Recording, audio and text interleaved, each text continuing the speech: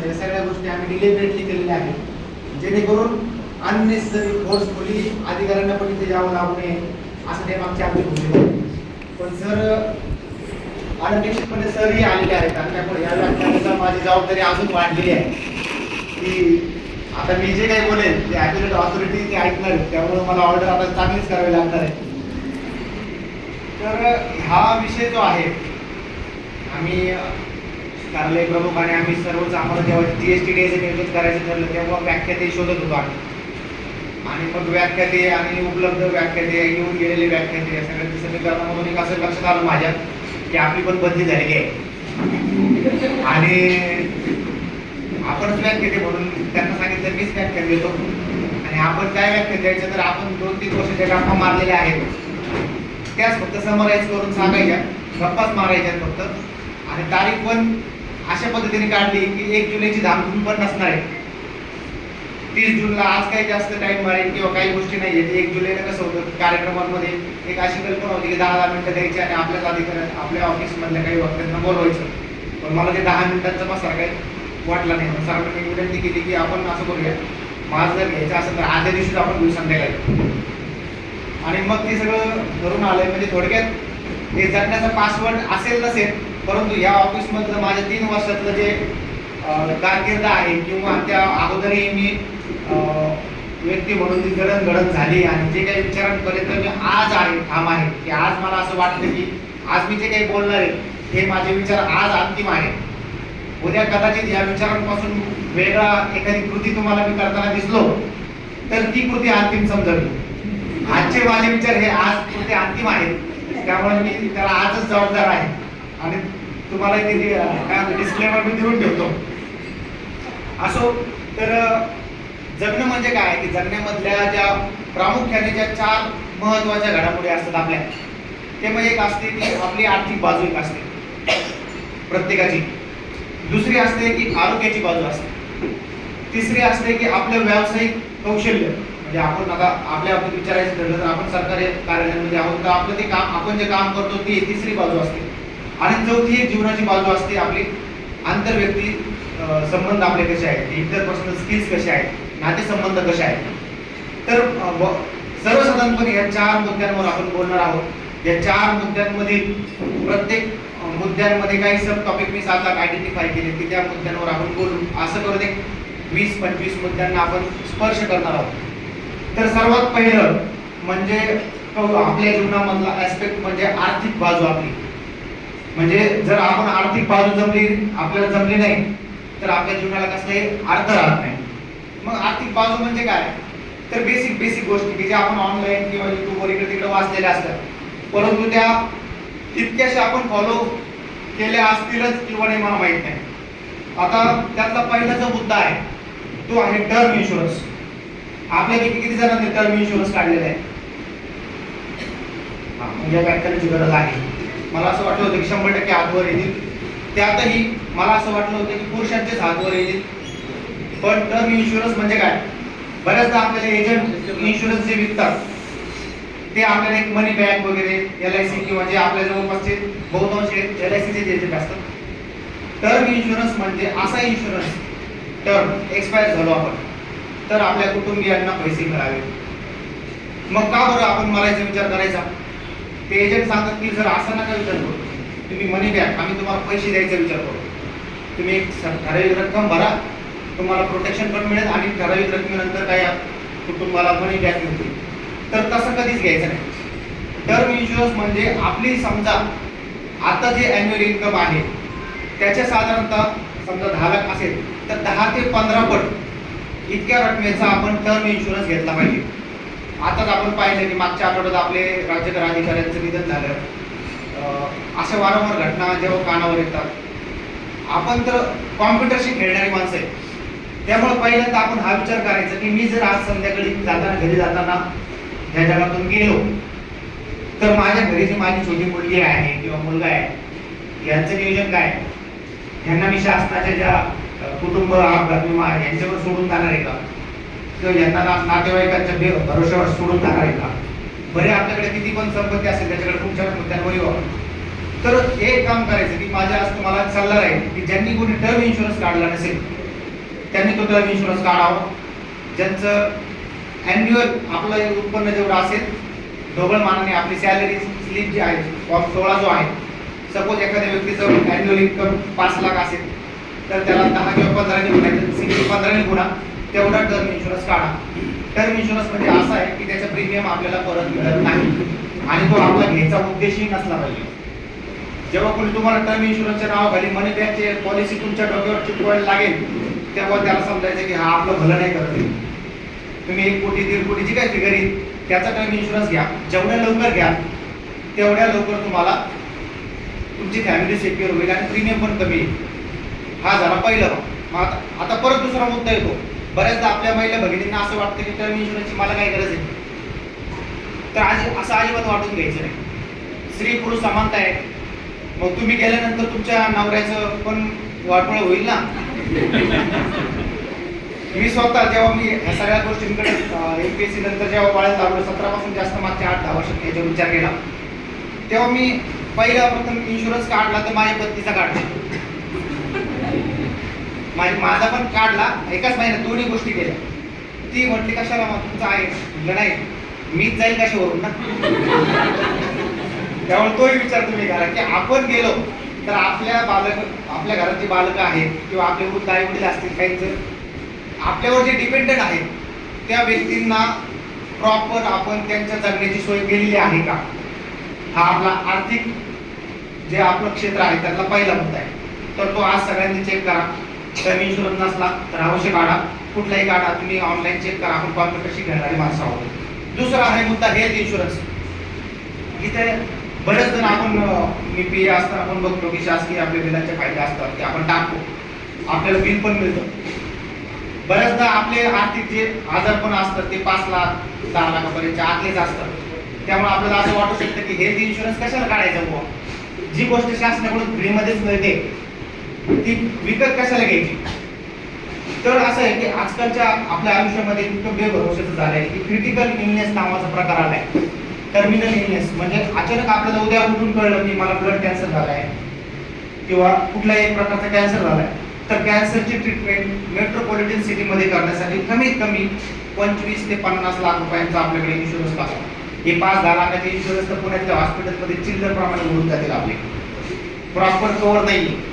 मग काय करायचं. हे क्रिटिकल इन्शुरन्स आपला जो बेसिक इन्शुरन्स असेल फॅमिलीचा तो जर काढला नसेल तर तो एक किमान 10 लाखापर्यंतचा असावा. आपल्या नगर शहरामध्ये तो पुरेसा आहे. आणि त्याला एक टॉपअप म्हणून आपण क्रिटिकल इलनेसचा इन्शुरन्स घेऊ शकतो.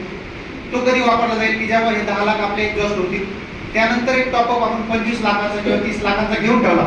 कशासाठी. देव न करो पण आपल्याला जर कॅन्सरच झाला तर तुम्ही म्हणाल सर तुम्ही पॉझिटिव्ह असता आणि सारखे निगेटिव्ह का विचार करताय. तर जसं म्हणतात की गाडीला ब्रेक का असतो. कशासाठी असतो ब्रेक. नाही वेगाने जाण्यासाठी असतो. ब्रेक असेल तर माणसाला कॉन्फिडन्स असतो की आपण वेगाने जायचंय. जर आपल्या जीवनामध्ये आपण हे इन्शुरन्स नसतील घेतले आणि आपण किती सेव्हिंग केली पुढे आपण त्या मुद्द्यावर बघणार आहोत. ब्रेक म्हणजे इन्शुरन्स आहेत आपले विशेषतः क्रिटिकल इन्शुरन्स. तुम्ही हेल्थ इन्शुरन्स काढले असतील पण त्याला एक टॉपअप कॅन्सरचे किंवा जे टर्मिनल इलनेस असतात त्याचे एक वेगळे टॉपअप मिळतात. ते जास्त काही महाग नसतात. 8-9 हजारांपर्यंत तो टॉपअप असतो. ते पण पैसे बुडीत खात्यातले ठेवायचे. बुडले तर बुडले काय फरक नाही पडत. पण अचानक झालाच कॅन्सर तर त्याचा उपयोग होणार नाही. पण आता प्रमाण वाढतं. आपली आरोग्य शैली बघता आहाराच्या गोष्टी बघता ती शक्यता नाकारता येत नाही. तिसरा मुद्दा आहे इमर्जन्सी फंड. पुन्हा एकदा मुद्दा येतो आपल्याला इमर्जन्सी फंड म्हणजे काय. तर आपल्या कुटुंबामध्ये आपल्याला सरासरी माहिती असतं की किती खर्च येतो. तर जे महिला वर्ग असेल त्यांनी पण तो विचार केला पाहिजे की आपल्या तुमचे जे यजमान असतील त्यांच्याशी बसून आपण विचार केला पाहिजे की महिन्याला आपल्याला किती खर्च येतो. आपण असं धरू की नगर सारख्या शहरामध्ये 30,000 25,000 रुपये खर्च येत असेल. पुण्यासारख्या शहरामध्ये मोठ्या शहरामध्ये अजून तो जर स्वतःचं घर असेल तर 30,000 भागू शकतो बाबा किंवा 10,000 मध्ये पण 10-15 पण भागू शकतो. पण असं धरू आपण की 30,000 आपल्याला खर्च आहे. EMI वगैरे सगळं जाता आपला जो जगण्याचा म्हणजे किराणा लाईट बिल बेसिक ज्या गोष्टी भाजीपाला दूध paper internet connection mobile recharge असा महिन्याचा आपला 30,000चा खर्च आहे. तर याला साधारणतः 6 महिन्यांनी म्हणजे 6 ने गुणायचं. 6 महिन्यांचा हा जो खर्च आहे तो असा आपल्या हाताशी असला पाहिजे म्हणजे पगार नाही झाला, मागे याला उसने पैसे, आमचं काही निघालं, मागे याला उसने पैसे, अशी वेळ आपल्यावर आली नाही पाहिजे. त्याच्यासाठी आपण प्लॅनिंग काय केलं पाहिजे की 6 महिन्यांचा जो खर्च आहे आपला घरातला, तो तुम्ही FD मध्ये ठेवा. ज्यांना FD मध्ये वाटत असेल त्यांनी लिक्विड फंड मध्ये ठेवा. म्हणजे ते कधी पण इन्स्टंट असे काही लिक्विड फंड्स आहेत ते इन्स्टंट 50,000 पर्यंत आपण रिडीम करू शकतो फक्त स्वाईप केल्यानंतर. आणि त्याला बँक सारख्या TDS किंवा या गोष्टी पण लागू होत नाहीत इन्कम टॅक्सच्या. त्यामुळे लिक्विड फंड मध्ये पार्क केला तो पैसा 6 महिन्याचा साधारणतः आपल्या कॅल्क्युलेशननुसार 1,80,000 येतील. ज्यांच्याकडे थोडंसं अजून त्यांना वाटत असेल त्यांनी 6 ते 12 महिन्याचा फंड आपण रिझर्व्ह म्हणून ठेवून द्यायचा. म्हणजे आर्थिक गोष्टींमध्ये जाताना पहिलं आपला टर्म इन्शुरन्स, दुसरं हेल्थ इन्शुरन्स, त्याच्यामध्ये क्रिटिकलचा टॉपअप, तिसरा आहे इमर्जन्सी फंड. इमर्जन्सी फंड कशासाठी की कधी पगार लेट होतात किंवा एन नंबर आपण अचानक आपलाच ॲक्सिडेंट झाला आणि आपण 6 महिने बेड रिटर्न असतो, तर पगार समजा रजा संपलेल्या असते असं म्हणतो. आता आपल्याला कसं की तुमच्याकडे प्रत्येक प्रश्नाचं उत्तर असेल की आपला पगार रजा आहे त्याचा पगार मिळेल, पण तर मिळणार नाही असं समजून एक 6 महिन्याचा फंड पण वेगळा काढून ठेवायचा. पुढचा आहे तुम्ही जे आता एक पॉलिसी काढली, टर्म इन्शुरन्स काढला, सगळं काढलं, पण हे फक्त तुमच्या मोबाईलमध्येच आहे. आता हा मोबाईल मी जर पडलो चक्कर येऊन तर हा माझ्या फिंगरप्रिंट शिवाय ओपन होणार नाही. मग काय उपयोग आहे? मग घरच्यांना कळण्यासाठी एक छोटीशी फाईल तयार करायची, त्याच्यामध्ये आपण लिहून ठेवायचं की ही LIC ची पॉलिसी, किंवा आपल्या जोडीदाराला सांगून ठेवायचं की इथं फाईल एक हार्ड कॉपीमध्ये ठेवून द्या. काय त्याला 10-15 मिनिटं लागतात. मेलवरून आलेली पॉलिसी डाउनलोड करायची, प्रिंट काढायची, फाईलला लावायची, किंवा नोट्सचं फोल्डर तुम्ही मेल करू शकता. तुमचे जोडीदार टेक्नॉसिबी असतील तर त्यांना तसंही करू शकता. पण आपल्या जोडीदाराला माहीत पाहिजे, तुमच्या पार्टनरला माहीत पाहिजे की तुमची पॉलिसी कोणती आहे, तुमचे रिन्युअल कधी असणार आहे, टर्म इन्शुरन्सचं, हेल्थ इन्शुरन्सचं. त्यानंतर तुम्ही कोणाला पैसे उसने दिले. बऱ्याचदा काय होतं की आपण उसने देतो पैसे, पण आपल्या घरच्यांना ते माहीत नाही होत आणि अचानक आपल्याला फोन येतो किंवा आपण त्यांना सांगतो अरे ते माझे ते 50,000 द्यायचे राहिले तुझे. मग आपली बायको ऐकते आणि ती सांगते कधी दिले होते 50,000. मग अडचणीचा विषय होतो. त्यामुळे त्यांना ट्रस्टमध्ये घ्यायचं. कोणी पैसे मागितले, समजा तुषारने मला मागितले पैसे, तर मी घरी जाऊन विचारणार माझा असा मित्र आहे तुषार, त्याला 50,000 रुपये लागते, तो 1 महिन्याने देणार. तर ते घरच्यांना कॉन्फिडन्समध्ये घ्यायचं. मोबाईलमध्ये खाता बुक सारखे ॲप येतात, त्याच्यामध्ये कोणाला आपण उधार दिले असेल तर त्यात लिहून ठेवायचं. त्याने आपल्याला पैसे दिले त्याच्यात लगेच जायचं यू गॉट यू रिसीव अशी तिथे खाता बुक आणि डेबिट क्रेडिट सारखी एंट्री असते, तिथं लिहून टाकायचं. म्हणजे उधारी आपली आपल्याला माहीत पाहिजे. दुसरी गोष्ट, आता आपण ज्यांच्याकडून उधार घेतले त्यांचं काय, त्यांनी आपल्या जगण्याची प्रार्थना नाही केली पाहिजे. त्यांना जर आपण म्हटलं की अक्षय मला मी तुला 15 तारखेला पैसे देतो, तर आपण त्याला 14लाच दिले पाहिजे. 16ला दिल्यावर काय होईल? अक्षय नाराज होईल का? होईल का? नाही होणार. त्याला माहिती आपला खास मित्र आहे, जे आपला जो मित्र असेल, पण तो ट्रस्ट कमी होतो. ऑब्झर्व करा तुम्ही, ज्याने तुम्हाला पैसे दिले असतील त्याला पैसे मागायची वेळ आली नाही पाहिजे. ते लिहून ठेवा. ते पुस्तकात लिहिलेलं नाहीये. कुठल्या ऐका तात्या, कुठल्या पुस्तकात? पण त्या माणसाला जाणवतं की अरे तुषारने वायदा तोडला, तो आपल्याला बोलणार नाही, किंवा रोहिणीने वायदा तोडला, तो बोलणार नाही. पण पुढच्या वेळेस जेव्हा आपल्याला मोठी गरज येईल तेव्हा तो तुमच्या राग बरं आहे त्या महिन्याला अडचण नाही दिले असते. बरोबर? त्यामुळं वायदा उशिराचा का, तुम्हाला शक्य नाही होत ना 30 दिवसांनी, तुम्ही म्हणा 1 वर्ष लागेल किंवा दिवाळीला देतो, 12 महिने. मित्र आपल्याकडून व्याज घेत नाही, तो बॉन्ड असतो, त्या बॉन्डला जपायचं. तो बॉन्ड एकदा का थोडा तडा गेला की मग त्या बॉन्डला अर्थ राहत नाही. ते पैशाची किंमत नाही, आपल्या मैत्रीची किंमत कमी होऊन जाते. त्यामुळे ते एक पाळा. हे मुद्दा मी काढला नव्हता, पण हो गणे आला येतो अशी अचानक येतील काही गेलो तर कमी येते, बाहेर गेलो तर कमी नाही. सांगितलं की आपण ते मेंटेन डायरी करायची वगैरे सगळं झालं. इन्व्हेस्टमेंट, पुन्हा एकदा इन्व्हेस्टमेंटकडे येऊया. इन्व्हेस्टमेंटमध्ये आपल्याकडे फार थोडेच ऑप्शन असतात. एक रिअल इस्टेट असतं आणि एक इक्विटी किंवा म्युच्युअल फंड्स असतात. त्या इक्विटी म्युच्युअल फंडमध्ये पण सिल्वर, गोल्ड, ETF मिळतात, किंवा आपण ते प्रत्यक्ष बाय पण करू शकतो त्या कमोडिटीज. तर आपली जो वार्षिक उत्पन्न आहे त्याच्या 5 पट आपल्याकडं इन्व्हेस्टमेंट पर्पज पाहिजे मिनिमम. म्हणजे सपोज एखाद्याचा पगार जर 10 लाख असेल तर त्याचा 50 लाखाचा इक्विटीचा पोर्टफोलिओ करायचा प्रयत्न करायचा. आता तुमच्यापैकी काही जण ऑलरेडी एनपीएस मध्ये असतील, ते म्हणतील सर एनपीएसचा माझा फंड एवढा झालाय, तो धरायचा नाही. ते तुम्ही गव्हर्नमेंट कडून जे मिळणार आहे किंवा ते चाललंय ना ते सोडून म्हणतोय मी तुम्हाला. जसं वॉरेन बफेटने सांगितलं होतं की तुम्ही अगोदर गुंतवणूक करा आणि नंतर खर्च करा, तसं मी तुम्हाला सांगेन की एनपीएस चे 14% आणि तुमचं 10%चं कॉन्ट्रीब्युशन आणि म्युच्युअल फंड तुमचा 25 लाखात झालाय, तो शून्य पकडायचा. तुमचा पगार जर 10 लाख असेल तर तुम्ही 50 लाखाचा इक्विटीचा पोर्टफोलिओ करायचा.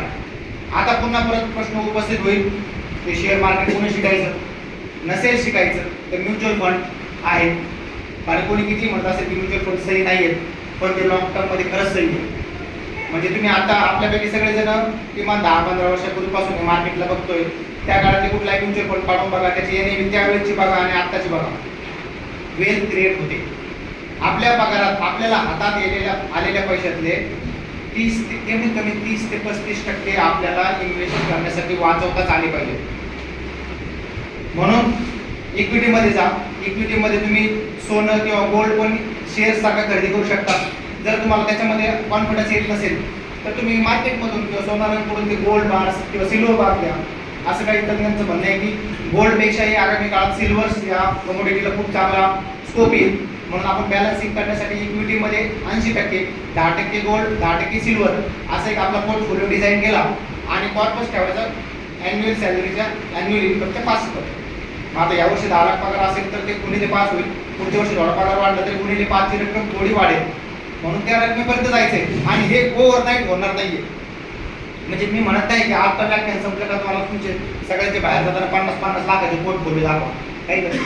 तुम्ही एक प्लॅन आखवा, एक 7 ते 8 वर्ष स्वतःला द्या किंवा एक हॅबिट जर करून घेतली तर आपल्याला खूप छान पद्धतीने ते वेल्थ क्रिएट करता येईल आणि आपल्या जे नंतरची जनरेशन आहे त्यांना एक चांगल्या पद्धतीने कॉर्पस पण देता येईल. तुम्ही आपण सर्वच अशा पद्धतीतून वाढलोय की आपल्या या पालकांना हे माहीतच नव्हतं. अजूनही आपल्या मराठी माणसांना शेअर मार्केटमध्ये जुगार आहे, सट्टा आहे असंच वाटत राहतं, कारण आपण ते अभ्यास करत नाही. मी खूप छान वाक्य ऐकलं होतं की जुगार कशाला म्हणायचा. त्यांचं म्हणणं असं आहे की जी गोष्ट आपल्याला येत नाही आणि ती आपण करतो त्याला जुगार म्हणायचं. म्हणजे मला जर गिअरची गाडी चालवता येत नाही आणि क्षीरसागर सरांना येते आणि आम्ही दोघं पंढरपूरला निघालो येतो आणि त्यांनी जर माझ्याकडे गाडी चालवायला दिली तर तो जुगार आहे. आणि मी जर प्रवासात त्यांना शेअर मार्केटचं माझं ॲप चालवायला दिलं आणि त्यांना जर ते येत नसेल तर तो त्यांच्या हातात गेल्यावर जुगार होईल. म्हणजेच काय, एखादी गोष्ट चांगली किंवा वाईट ही त्या वस्तूवरून नाही ठरत, ती आपल्याला येते का त्याच्यावरून ठरते. मग मार्केटमध्ये तुम्ही सांगेल की इक्विटीमध्ये जायचं असेल तर तुम्हाला अभ्यास नको असेल, तुम्हाला ते झंझट नको असेल, 1-2-4 म्युच्युअल फंडचे टाईप असतात, large cap, mid cap, small cap, multi cap, त्यातलं एक फंड घ्या आणि त्याच्यामध्ये ॲग्रेसिव्हली जा. तुमचा हॉरिझॉन जर 15-20 वर्ष नंतरचा असेल तर स्मॉल कॅप फंडचे रिटर्न अजून चांगले मिळतात, ते तुम्ही करायला हवं. हां, पुढची गोष्ट म्हणजे कर्ज काढून गुंतवणूक नाही करायची. कर्ज काढून गुंतवणूक करायची नाही किंवा कर्ज काढून प्रॉपर्टी घ्यायची नाही. तुम्ही घर घेऊ शकता. घरात तुम्ही जर राहणार असाल तरच घर विकत घ्या. घर भाड्याने घेण्यासाठी विकत घेऊ नका. त्याच्यापेक्षा भाड्याचं नवीनच घर घ्या भाड्याने. काही गरज नाही. तुमच्यापैकी बऱ्यापैकी सगळ्यांना शेती वगैरे तर असेल. तुम्ही एक ठरवा की निवृत्तीनंतर तुम्ही कोणत्या शहरात राहणार आहात. तुम्हाला वाटलं की XYZ मी पुण्यात राहील तर त्या शहरात आहे, एक नगरला, एक मुंबईला, एक पुण्याला आहे पैसे किंवा देतात बँका कर्ज, काही गरज नाही. तुम्ही आताच ठरवा निवृत्तीनंतर तुम्हाला कुठं राहायचं. तुमची मुलं कुठं पण राहू द्या, तुम्हाला कुठं राहायचं. समजा मला जर असं वाटलं की मला नगर शहरातच राहायचं, भले नोकरी मी कुठं पण करेन, त्या शहरात मी एक घर घेईन, एकच घेईन. इन्व्हेस्टमेंट म्हणून असले पैसे तर वारंवार घरं खरेदी करायची नाही, कारण घरांचा जो ROI असतो, रिटर्न ऑन इक्विटी असतो, तो अत्यंत 3-4% असतो आणि त्याच्यात व्याज आपण 8-9% भरतो. म्हणजे आपला ओव्हरऑल लॉस होतो असतो. मग काय जण म्हणतील पण त्याची रिअल इस्टेटमध्ये व्हॅल्यू किती वाढते. पण रिअल इस्टेटचा प्रॉब्लेम काय आहे की त्याला बायच नाही मिळत. तुम्ही म्युच्युअल फंड 1 कोटीचे असं बोर्ड करून विकू शकता. तुमचं असं बोर्ड करून मला प्रॉपर्टी विकून दाखवा किंवा घर विकून दाखवा. तुमचं घर समजा तुम्ही घेतलं 50 लाखाचं, जे झालं 2 कोटीचं, 2 कोटीमध्ये एजंटला काहीतरी, याला काहीतरी, स्टॅम्प ड्युटी, अक्क तंक असं करत करत ते त्यात ते ओरिजिनल बायर शोधा. ते जर काही जर फेक बायर उभे करतात आणि मग ते फेक बायरकडे आपण घेतलं समजा ते पैसे मिळत नाही. खूप म्हणजे रिअल इस्टेटमध्ये आपण फसवले जाण्याची शक्यता खूप असते. त्यामुळे मुंद्रे साहेबांसारखे जे त्यातले जाणकार आहेत त्या सल्ल्याने तुम्ही त्या रिअल इस्टेटमध्ये जा. आणि रिअल इस्टेटचा मुद्दा आपला एक असा आहे की त्याचा छोट्या रकमेने आपण सुरू करू शकत नाही. म्हणजे गरिबाचा खेळ नाही येतो. म्हणजे 100 रुपयाची जमीन विकत नाही घेऊ शकत तुम्ही, पण 100 रुपयाचा म्युच्युअल फंडची युनिट घेऊ शकतो. मग आपण आपली जी लायकी आहे, आर्थिक लायकी जी आहे त्या लायकीनुसारच करायचं ना. समजा वर्षाने 3 BHK घेतला म्हणून मी 4 BHK कशाला घ्यायचं, किंवा वर्ष म्हणजे मी विमाननगरला घेते म्हणून मी पण विमाननगरला घ्यायला गेलो. आपली लायकी काय, आपली सोर्सेस काय, आपली विशेष म्हणजे आपली गरज काय, गरज आहे का. बऱ्याचदा तुम्ही आठवा की आपल्या ज्या गोष्टी आहेत ती गरज नसताना आपण करतोय. फक्त पिअर प्रेशर सर्वांनी केलं म्हणून मी करणार, किंवा लगेच सरांनी स्पोर्टचे शूज आणले म्हणजे मी पण ते 17,000चे घेणार, काही गरज नाही ना. किंवा तात्याने 25,000चं गार्डनिंगचं किंवा 30,000चं गार्डन घेतलं म्हणून, पण माझी गरज आहे का. त्यांची जी ऍक्टिव्हिटी चालली, त्यांची फिटनेसची जी चालली आहे त्यांना ती गरज आहे. अंधार करून करायचं नाही, ईर्ष्या आणि पुढच्या मुद्द्यात थोडक्यात काय, कर्ज काढून गुंतवणूक करू नका. ज्यांच्याकडून कर्ज घेतला असेल त्यांना मात्र 1 दिवस तरी अगोदर द्या, नसेल शक्य होत तर मुदत अगोदरच वाढवून द्या. पुढचा आहे MLM स्कीम मध्ये झटपट श्रीमंती व्हायच्या नादी लागू नका.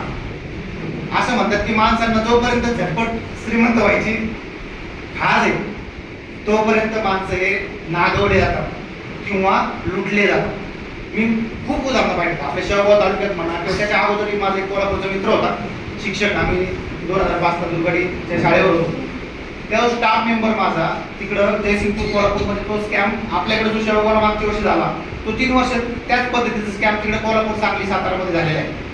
जवळपास अनेक हजार कोटी आपल्या बातम्यांची मथळे मी सांगत नाही, पण माझ्या जवळचं उदाहरण सांगतो की तो माझा स्टाफ मेंबर होता शिक्षक असतानाचा आणि तो मागच्या 21 वर्षापासून दररोज मला त्याचा फोन आहे किंवा माझा त्याला फोन आहे. तर त्याला एक स्कीमवाले अप्रोच झाले. त्यांना सांगितलं की तुम्हाला शेअर मार्केट येतं का, जसं मी तुम्हाला म्हटलं आता तुम्हाला शेअर मार्केट येतं का, तुमच्या त्यांनी मार्केट आम्हाला येत नाही. मग मी तुम्हाला काहीतरी स्क्रीनशॉट दाखवणार आणि सांगणार की हे बघा इतके रिटर्न काढता येतात 20% महिन्याला, म्हणजे अवास्तव पद्धतीचे रिटर्न. मग तुमचे डोळे दिपून झाला. मग मी काही 3-4 जण उभे करतात इथं, ते सांगतील की मी अगोदर टॅम्पो चालवायचो पण या सरांचा सल्ला घेतला आणि आता माझ्या 3 ट्रक आहेत, त्या ट्रकचे फोटो. परत एक जण येणार की माझी अगोदर चहाची टपरी होती काकासारखी, आता माझे एक हायवेला मस्त हॉटेल झाले. हे सगळं शक्य झालं या सरांमुळे. यांचा मी ट्रेडिंग प्लॅन घेतला. मग मी प्लॅन काय देणार, मी तुम्हाला सांगणार माझं एक सॉफ्टवेअर आहे, त्या सॉफ्टवेअरची नॉमिनल फी आहे 5,000. ते तुम्हाला बाय सेलचे हे देणार, कॉल देणार आणि तुम्ही त्याप्रमाणे करा. पण तुम्हाला आता त्याच्या अगोदर एवढे सोपी उदाहरण दाखवलं तुम्ही म्हणणार नाही अजून दुसरा ऑप्शन काय आहे. सर दुसरा ऑप्शन एकदम सोपं आहे. तुम्ही 1 लाख मला द्यायचे, मी तुम्हाला 3% महिन्याला देणार. ओके, तुम्हाला हे सोपं वाटते ना, काय अभ्यास नको द्या आणि आपल्याकडे लाखभर रुपये असे पडलेले असतात सेविंग अकाउंटमध्ये. त्या मित्राने दिले 1 लाख आणि स्कीम काय 33 महिने तुम्हाला 3% मिळणार. 33 महिन्यानंतर तुमचे मुद्दल पण तुम्हाला परत मिळणार. म्हणजे 33 महिने में पैसा डबल. जसं तो अक्षय कुमारचा डायलॉग आहे ना, 21 दिन में पैसा डबल. मग या लोकांना देत गेले ते पैसे 7-8 महिने. कॉन्फिडन्स वाढला. त्यांचे मला फोन किंवा आमचे की अरे 3% मिळत आहे. ज्यांनी 1 लाख लावले त्यांना 3,000, ज्यांनी 10 लाख लावले त्यांना त्याप्रमाणे, ज्यांनी 15 लाख लावले त्यांना 45,000 रुपये महिना. असं 33 महिने चालणार आणि नंतर आमचे 15 लाख पण परत मिळणार. मग त्या लोकांनी स्कीम काढली 8-10 महिने झाल्यानंतर की आता आम्ही काय करतो 15 लाख फ्रीडम प्लॅन काढतो. 15 लाख द्यायचे आणि 45,000 द्यायचे. तर मित्राचा मला फोन आला. म्हटलं मला काही एवढी झटपट श्रीमंत व्हायची गरज नाही. माझी एक सिस्टीम आहे 10-20 25 वर्ष आणि तुझे व्यवस्थित चालले माझं. कशाला मला नको आहे 45,000 महिना, काय करणार एवढं खर्च नाही. म्हणलं असं कसं करता, मला वाटतं तुझं भलं व्हावं. कारण काय कंसामध्ये सांगतो त्या लोकांनी जे पण सांगितलं होतं 3% ते तुला मिळतील, पण एखादे गिऱ्हाईक तू आणलं तुला 2% एक्स्ट्रा.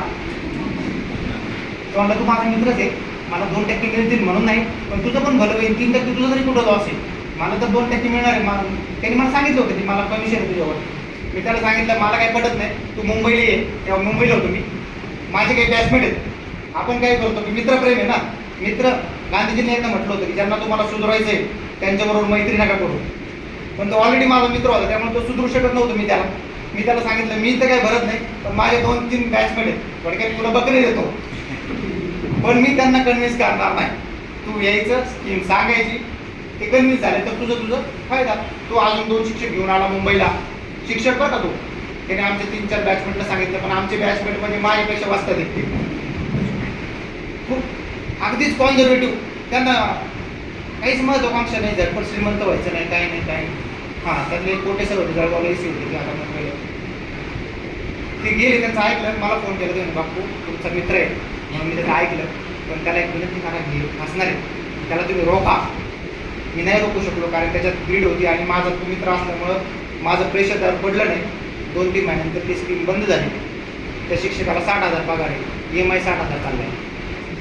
सोसायटी उचलून 15-15 लाख रुपये त्याने भरले. काही खूप माध्यमिक शिक्षिका आहे, तिच्या एकटीच्या पगारावर चालले. त्याच्यावर घराचं कर्ज आहे. गाडी भारी घ्यायला लावली बायकोने, कारण की शेजारची भारी गाडी होती ब्रेझा, याची हैसियत किंवा लायकी नव्हती, गाडी पण घेतली. तसं मी म्हणलं योग्यता किंवा लायकी पाहायला पाहिजे. त्या गाडीचं कर्ज, घराचं कर्ज समजा उपयोग येतोय, पण ते 15 ते 20 लाख रुपये सोसायटी काढलेली दीर्घ कर्जाची, ते पैसे त्याचे आता तो EMI भरतोय. आणि मागच्या एवढे मोठे पैसे तर आपण मित्र किंवा कोणी देऊ शकत नाही. आणि दररोज एक दिवस तो त्याच्या चेहऱ्यामध्ये, बोलण्यामध्ये पश्चाताप जाणवतो, सांगतो की ऐकायला पाहते नको. असे खूप उदाहरण आहेत. त्यामुळे तुम्हाला सर्वांना सांगतो की जे कोणी भविष्यात पण येतील, MLM किंवा हे स्कॅम पिरॅमिड स्कीम नावाची एक वेब सिरीज पण आली ॲमेझॉनवर. तुम्ही जेव्हा वेळ मिळेल, विकेंडला आपल्याला वेळ असतो तर बघा. जोपर्यंत आपल्याला झटपट श्रीमंत व्हायचं आहे ना, झटपट हा शब्दच काढून टाक, झटपट पटापट काही नाही, रिलॅक्समध्ये हळूहळू सर्व. कधी आमचे काही मित्र आहेत, त्यांना जवळून फास्ट फूड गेला ना, त्यांना लय राग येतो. ते म्हणतात कस काय गेला, कसा त्याच्या पुढे जा तुम्ही, आता नाही जायचं कसा. कधी स्पीड कंट्रोल नाही होत आपल्याला, काही नाही फरक पडत. कधी त्याच्या उलटा मी काय करतो, कधी चितळे रोडला चालून, माझी मुलगी छोटी होती 3-4-5 वर्षाची, आम्ही स्कूटीवर चाललो ना, ती मला म्हणायची अण्णा जरा जोरात घे की पाय पण पुढे चालले ना आपले. एवढं पण स्लो नाही जायला पाहिजे. पण माझं तिला उत्तर असायचं, बाळा त्यांचं घर वेगळं आहे का, त्यांचं दुकान तिथे जायचं ते वेगळं आहे का, आपल्या तिथे जायचं तिथे नाही चालले, आपली स्पर्धा नाही आहे यांच्याबरोबर. आपल्या रस्ते आपल्या घरी आपणच चालणार आहे, तरी फास्ट गेलो तरी आपल्या अगोदर कोणी नाही पोहोचणार. रिलॅक्स, हळूहळू होईल सर्व. त्यामुळं स्पीड पण काढायचं नाही. आता हे झालं आर्थिकचं, झालं एक क्षेत्र झालं आपलं. आता पुढचा आहे मुद्दा आरोग्य. असं म्हणतात की शरीर माध्यम खलु धर्म साधन. आम्हाला DEDला असताना शारीरिक शिक्षणमध्ये पहिल्याच प्रकरणामध्ये पहिलाच हा श्लोक छापलेला होता. संस्कृतचा आपला काही तसा लांबूनही संबंध नव्हता, परंतु पुस्तकात आलंय म्हणजे ते वाचायचं आणि ते आवडलं तर लक्षात ठेवायचं. मग शिक्षकांनी त्याचा अर्थ सांगितला होता की या श्लोकानुसार आपले शरीर, याचा अर्थ असा आहे की आपल्या सर्व धर्मांचं पालन, धर्म म्हणजे कर्तव्यांचं पालन करण्यासाठी शरीर हे एकमेव माध्यम आहे. म्हणजे वरची इन्व्हेस्टमेंट आपण कितीही केल्या, पण आपलं पोट दुखत असेल किंवा आपल्याला बारीकसा ताप आलेला असेल किंवा आपल्या घोटा दुखवलेला असेल किंवा गुडघा दुखत असेल, तर ते इन्व्हेस्टमेंट 5 पट असो किंवा 6 पट, त्याचा आनंद आपल्याला नाही घेता येणार. किंवा एखादं स्कूप आईस्क्रीम खायचे परंतु आपले दाट ठणकत असेल तर ते नाही करता येणार. म्हणून आरोग्य अत्यंत महत्त्वाचं. मग आरोग्यासाठी काय करता येईल? मग आपलं जे ऑफिस आहे की आपण जनरली काय करतो की आपण बैठे काम करणारी माणसं आहे.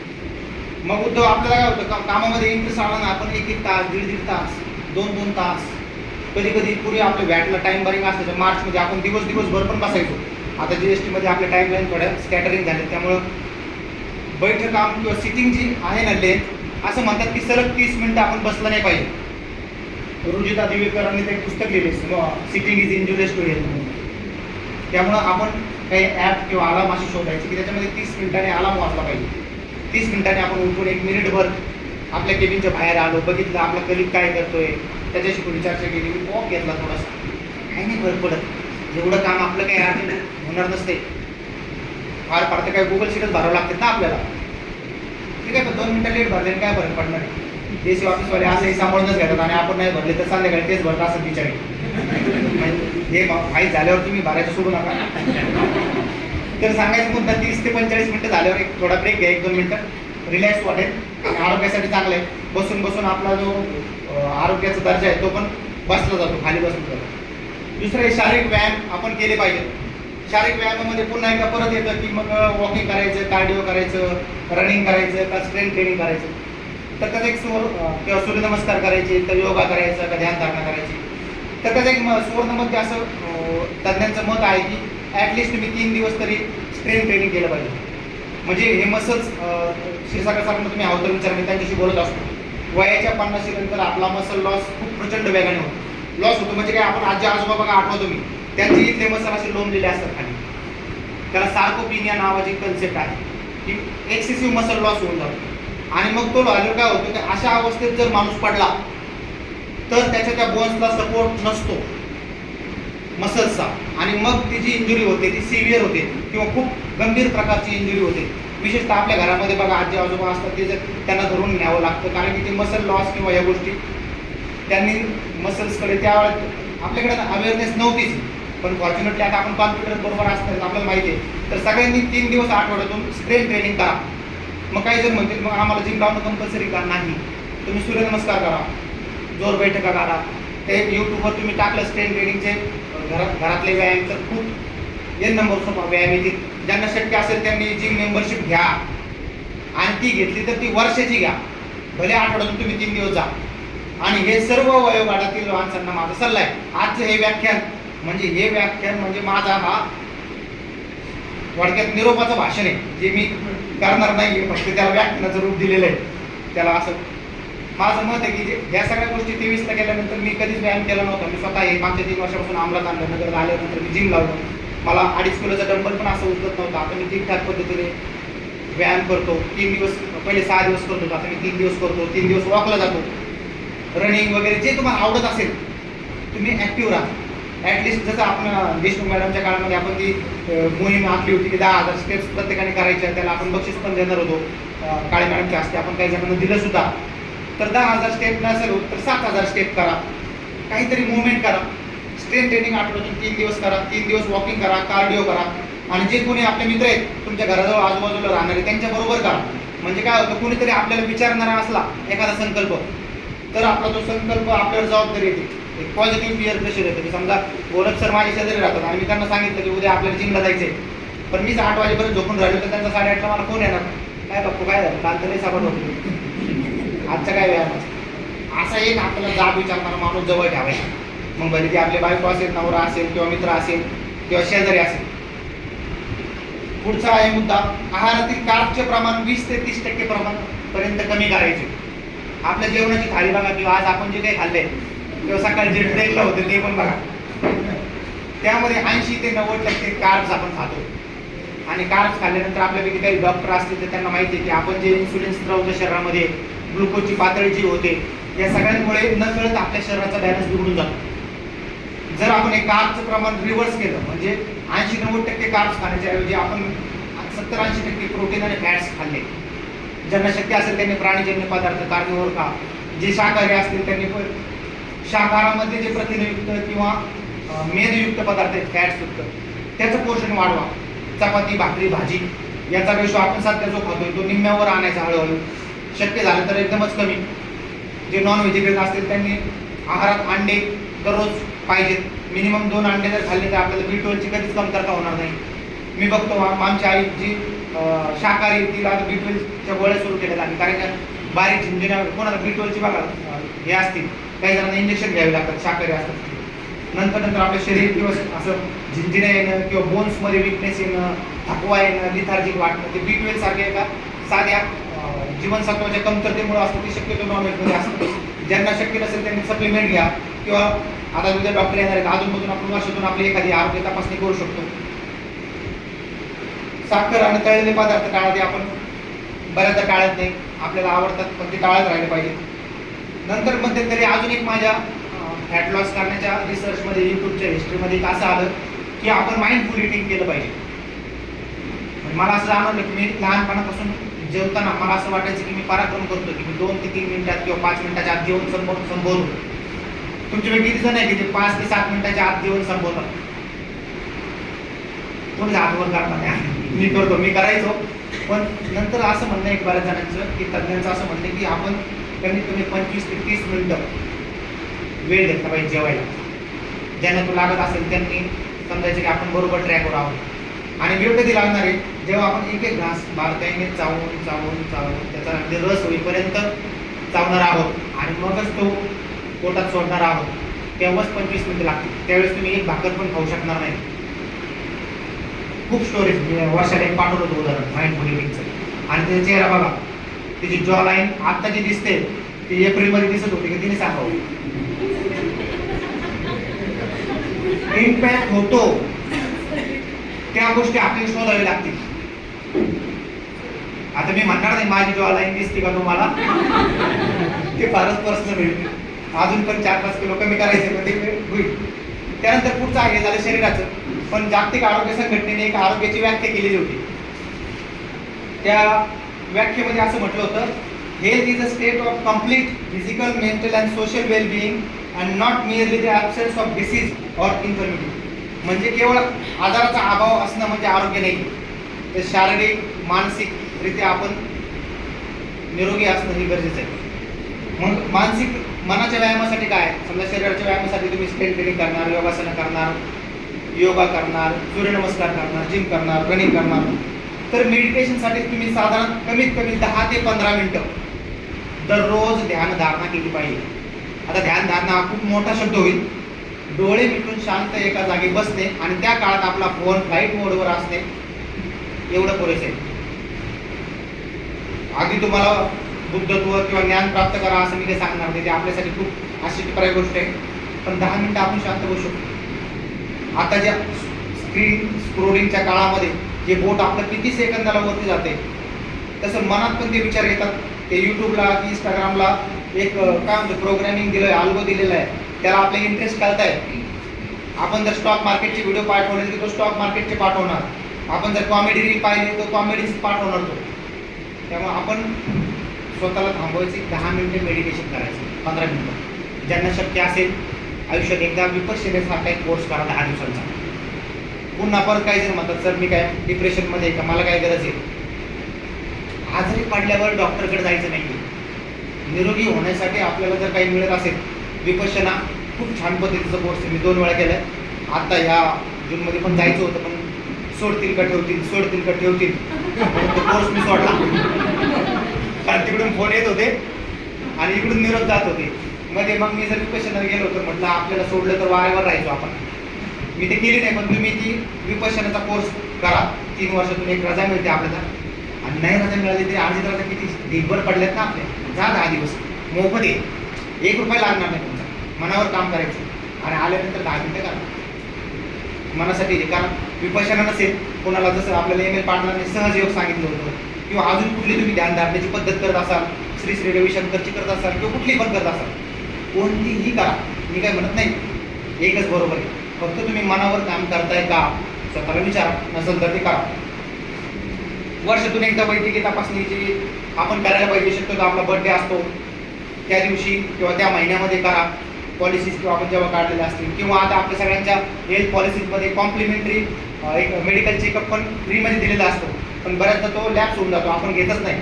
तो एक करा कॉम्प्लिमेंटरी, किंवा पेड केला तरी चालेल. कार्यप्रमुखांनी सांगितले, मला वाटतं 5,000ची एक वैद्यकीय तपासणी आहे, ती मला वाटतं 50च्या पुढे आहे ना.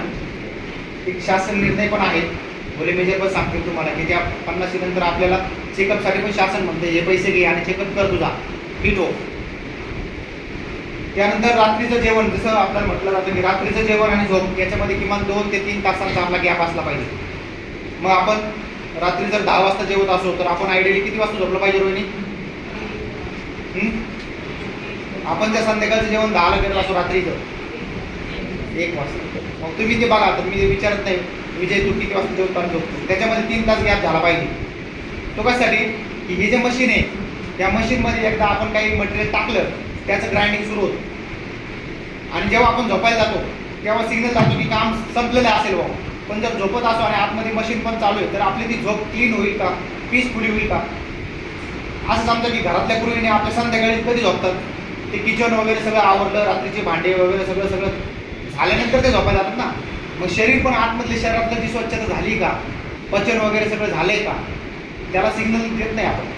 आपण रात्री 10ला कधी काही मागवतो, कधी किंवा चाललो चौकात आईस्क्रीम खातोय, असं करू नाही. तर हे झाला दुसरा मुद्दा. आता आपण येणार आहोत तिसऱ्या मुद्द्यामध्ये. तो आहे आपली कार्यालयीन क्षमता किंवा कार्यालयीन कौशल्य. याच्यामध्ये बऱ्याचदा आपल्याला ऑफिसमध्ये सांगितलं जातं की हे काम अर्जंट आहे, हे आजच्या आज करायचं आहे किंवा काय. तुम्ही 7 habits of highly effective people वाचला असेल. त्याच्यामध्ये त्यांनी एक चतुष्कोन किंवा एक क्वाड्रंट सांगितलं. त्या क्वाड्रंटमध्ये त्यांनी सांगितलं की तुमच्या समोर असलेल्या सगळ्या कामांची विभागणी करा. कशी विभागणी करायची? असा एक तुम्ही कप्पा आखला तर एका कप्प्यामध्ये टाका की जे काम अर्जंट आहे आणि इम्पॉर्टंट आहे. तुमच्याकडे समजा 10 फाईल आल्या, त्या 10 फाईलमधलं अशी फाईल कोणती आहे का की अर्जंट आणि इम्पॉर्टंट, ती एका बाजूला ठेवा. दुसरं इम्पॉर्टंट आहे पण अर्जंट नाही, म्हणजे DRC1 काढायची आहे 22-23ची, इम्पॉर्टंट आहे पण अर्जंट नाही आहे, ती सप्टेंबरपर्यंत, ती थोडी बाजूला ठेवा. तिसरं आहे अर्जंट आहे बट नॉट इम्पॉर्टंट.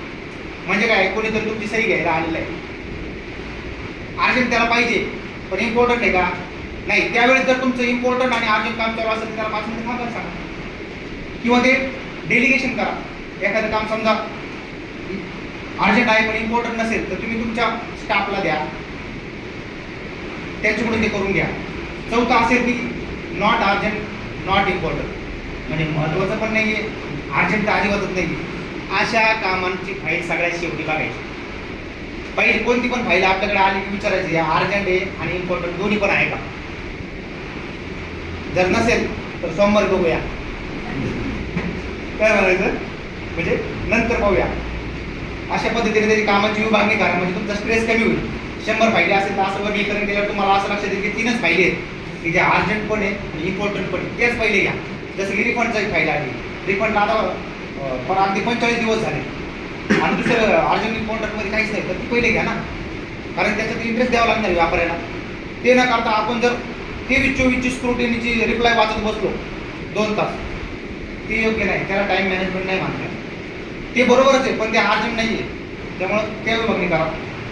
पुढे एक मुद्दा आहे ऑफिस कामांमध्ये किंवा जीवनामध्येच अपडेट और डिलीट. असं समजा की आपला जीवन किंवा आपण म्हणजे एक मोबाईल आहोत आणि त्याच्यामध्ये 2च बटन आहेत, एक अपडेट आहे आणि एक डिलीट आहे. जो अपडेटचं बटन नाही वापरत तो डिलीट होतो. म्हणजे आपण जर अपडेट झालो नाही आपल्या कामामध्ये तर आपली व्हॅल्यू 0 होते, डिलीट होते. म्हणजे आपल्याला पृथ्वीवरून कोण डिलीट नाही करणार पण मनातून डिलीट करतो. जेव्हा तुमच्या बॉसला कळतं की ये बंदा कुछ काम करने नहीं, तो उसको क्या करते फिर वो मन में डिलीट बटन दबा देते उसका. ते त्याला कदाचित तोंडावर नाही म्हणणार. म्हणून तुम्ही तुमच्या बॉसपेक्षा हुशार पाहिजे. तुम्ही आल्यावर किती जण व्हॉट्सअपमध्ये आपल्या डिपार्टमेंट सकाळी सकाळी आल्यावर बघतात, म्हणजे आपण अपडेट व्हायला जे जे सोर्सेस आहेत ते बघतो का. आपल्या वेबसाईटवर काय चाललंय, डिपार्टमेंटल व्हॉट्सअपमध्ये काय आहे किंवा जनरल व्हॉट्सअपमध्ये काय आलेलं आहे, नवीन सर्क्युलर कोणी आलं आहे का, व्हॉट्सअपवर आलं आपण ते पेस्ट करतो फॉरवर्ड. म्हणजे आपण फक्त कुरिअर बॉयसारखं काम करतो, इकडून पाठवा तिकडे पाठवा, काही गरज नाही. आपण नाही पाठवलं तरी कोणीतरी पाठवत असते. त्या झालेले लोक बसले ते सगळ्यांना गुड मॉर्निंग गुड आफ्टरनून काय ते शुभेच्छा जय हो ते पाठवत राहते. माझं म्हणणं काय की अपडेट व्हा. आणि अपडेट होण्यासाठी काय काय करावं लागेल, आपली वेबसाईट बरोबर तुम्हाला जोडायचं आहे, GST बरोबर आपल्याला जुळवून घ्यायचं आहे. आणि त्याच्यासाठी मग काय काय रिसोर्सेस आहेत तर CBIC किंवा आपल्या वेबसाईटवर acts, rules, notification, circular, instruction याची टॅब्स आहेत. त्याच्यामध्ये रिसेंटली का बऱ्याचदा काय होतं की आपल्याला प्रश्न आला की मग आपण कोणाला तरी फोन करतो. समजा विजयला प्रश्न आला की तो सर्व्हरला फोन करणार, सर्व्हरला नाही आलं की तो तुषारला फोन करणार, तुषारला नाही आलं की तो आगला वेळेला फोन करणार. आपण कधी वाचायचो. जसं की आता नेमाने मॅडम आम्ही मागच्या महिन्यात ते मागच्या काही आठवड्यांमध्येच माहिती अधिकारचे नियम बघा बदलले. आपल्याला व्हॉट्सअपवर पण आले. ते किती जणांनी वाचले व्हॉट्सअपवरचे? दुबे सरांनी वाचले, यांनी वाचले. किती जणांनी नियम डाउनलोड करून वाचले मूळ? आपल्या मनात विचार आला का की हे व्हॉट्सअपवर आलंय ते खरं आहे का? आपण ते डाउनलोड करायला पाहिजे, ते वाचायला पाहिजे. जर तुम्ही वाचून एखादी फाईल तुमच्या बॉसकडे घेऊन गेला, जर माहिती अधिकाऱ्यांकडे, त्यांना सांगितलं की सर असा नियम आलेला आहे, याच्यानुसार 30 रुपये फी या तारखेपासून झालेली आहे, हा अर्ज त्यानंतर आला आहे, तर याच्यावर आपल्याला असा डिसिजन घेता येईल, तर बॉसला वाटेल यस ही कॅपेबल एम्प्लॉई आहे, अभ्यास करतोय. किंवा आम्ही जर DCकडे गेलो तर त्यांना वाटतं की हा वाचून आला आहे, GR वाचायला एखादं सांगितलं आपण तो वाचला पाहिजे. आपण फक्त कोंबड्यावर कोंबडे करत राहिलो तर आपली व्हॅल्यू आणि कॉमेडीची व्हॅल्यू सेमच झाली. कापायची कोणी पण कापणार ना आपल्याला. तर हे त्याच्यामध्ये आपण सांगायचं राहिले यूट्यूब आणि याचा वापर करा. आज याचं एक बोलतं चालतं उदाहरण म्हणजे लंके सर. जेव्हा मी 17-18 लंके सरांबरोबर होतो तेव्हा ट्रान-1 व्हेरिफिकेशन खूप चाललेलं होतं. आणि ट्रान-1ला मी बघायचो रूमवर सरांना फोन आले की तर पण धडाधड सांगायची उत्तर ट्रान-1चे. पण त्या ऑफिसरने काय पण विचारलं नव्हतं. खूप किचकट वाटायचं मला, पण नवीनच झालं होतं. त्यांना म्हटलं सर कसं गेले, ते म्हणे बापू यूट्यूबवर ट्रान-1 क्रेडिट नावाचा शब्द टाकल्यावर जेवढे व्हिडिओ येतात ते सगळे मी बघितलेले. आणि ते आम्ही चेक केलं 40 तासांचं कंटेंट होतं. ते एका मुद्द्यासाठी त्यांनी 40 तास कंटेंट बघितलं होतं. आणि मला आश्चर्य काय वाटायचं, कारण सरांचं इंग्लिश एवढं फ्लुएंट नाही आहे, अंडरस्टँडिंग पण नाही आहे. पण मग त्यांनी त्याच्यावर मात करण्यासाठी मेहनत किती केली. तेव्हापासून मला जाणवलं की इतके तास एका टॉपिकसाठी. आणि जो स्वतःची केस पण नसेल तरी दुसऱ्यांसाठी, समजा स्वतःचे त्यांचे 10-15 केस ते नगरला होते तेव्हा त्यांनी केल्या, पण त्याचा फायदा पुण्याला त्यांना इतक्या प्रचंड प्रमाणात झाला की ट्रान-1 म्हणले की लगेच म्हणायचं होईल. तसं आपण अपडेट व्हायला पाहिजे. यूट्यूबचा वापर करा, AIचा वापर करा. ICIच्या वेबसाईटवर CA स्टुडंटसाठी जे मटेरियल ठेवलेले आहे त्यांनी, मॉड्यूल्स आहेत. जसे NCERT बुक्स आहेत ना, तसे CA मुलांसाठी मॉड्यूल्स आहेत. त्याच्यामध्ये त्यांना एक इनडायरेक्ट टॅक्सचा पेपर आहे 5वा, त्याच्यामध्ये GSTचा टॉपिक आहे. ते 17-18 टॉपिक आहेत. इनपुट टॅक्स क्रेडिटची फाईल डाउनलोड केली की सिम्पल भाषेमध्ये ITC काय आहे, त्याचे सध्याचे प्रोव्हिजन्स काय आहेत, रूल्स काय ते सगळं दिलेलं आहे. ते डाउनलोड करा, वाचा, अपडेट व्हा. त्यानंतर जाणकार आणि अभ्यासकांशी चर्चा करा. तुमच्या ऑफिसमध्ये जसं मला तुम्ही बघितलं असेल, मी जास्तीत जास्त काळ मागच्या 3 वर्षांमध्ये उंडे सरांच्या केबिनमध्ये होतो. कारण असं म्हणतात की तुमच्या ग्रुपमध्ये तुम्ही सर्वात जर हुशार व्यक्ती असाल तर काय, तो मुद्दा पुढे आला पण आता इथंच होता. तुमच्या ग्रुपमध्ये जर तुम्ही सर्वात हुशार व्यक्ती असाल तर तुम्ही चुकीच्या ग्रुपमध्ये आहात. म्हणजेच काय, तुम्ही नेहमी आपल्यापेक्षा हुशार व्यक्तींच्या संपर्कात राहायचं आहे तरच अपडेट व्हाल. मी जर माझ्यापेक्षा हुशार व्यक्तींच्या संपर्कात नाही गेलो तर मी माझी लेवल तेवढीच राहणार आणि मला वाटणार आय एम द बेस्ट, मी शाहरुख खान नाही. आपला कम्फर्ट झोनच्या बाहेर जो व्यक्ती आहे, हुशार जो आहे आपल्यापेक्षा, आपल्याला कळत असतं पण आपण ॲक्सेप्ट नाही करत. आपल्याला वाटतं मैं कैसे छोटा समजू करतो. नाही, ज्ञान घ्या. तुम्हाला जेव्हा कळेल ना इस बंदे में कुछ बात है, हात धरा, नॉलेज घ्या. पण जर तुम्ही स्वतःपुरतच राहिलं थांबून जा. आणि तुम्ही जर तुमच्या मित्रांमध्ये सगळ्यात हुशार असाल तर सांगितलं की तुमचा ग्रुप बदलायला पाहिजे. तुम्ही त्याच्यातून तुमची ग्रोथ नाही होणार, त्या मित्रांची ग्रोथ होते. त्या मित्रांसाठी तो योग्य ग्रुप आहे पण तुमच्यासाठी तो योग्य ग्रुप नाही आहे. त्यामुळे तुम्ही असा एक तरी माणूस शोधा की जो तुमच्यापेक्षा अनेक पटीने पुढे आहे. तेव्हा कुठे तुम्ही थोडीफार प्रगती करू शकाल. ॲडव्हान्स रुलिंग, कोर्ट जजमेंट, कधी कधी व्हॉट्सअपवर येतं की ह्या जजमेंटनुसार मिळत नाही. असाही कसाही, आम्ही एका सर्व्हिसेसचं केस करत होतो सर, आम्ही तेव्हा एक असाही कसाही नावाचं एक ॲडव्हान्स रुलिंग आलं होतं. ती कंपनी होती. म्हणजे काय बाबा असाही कसाही, मग ते ॲडव्हान्स रुलिंग वाचलं.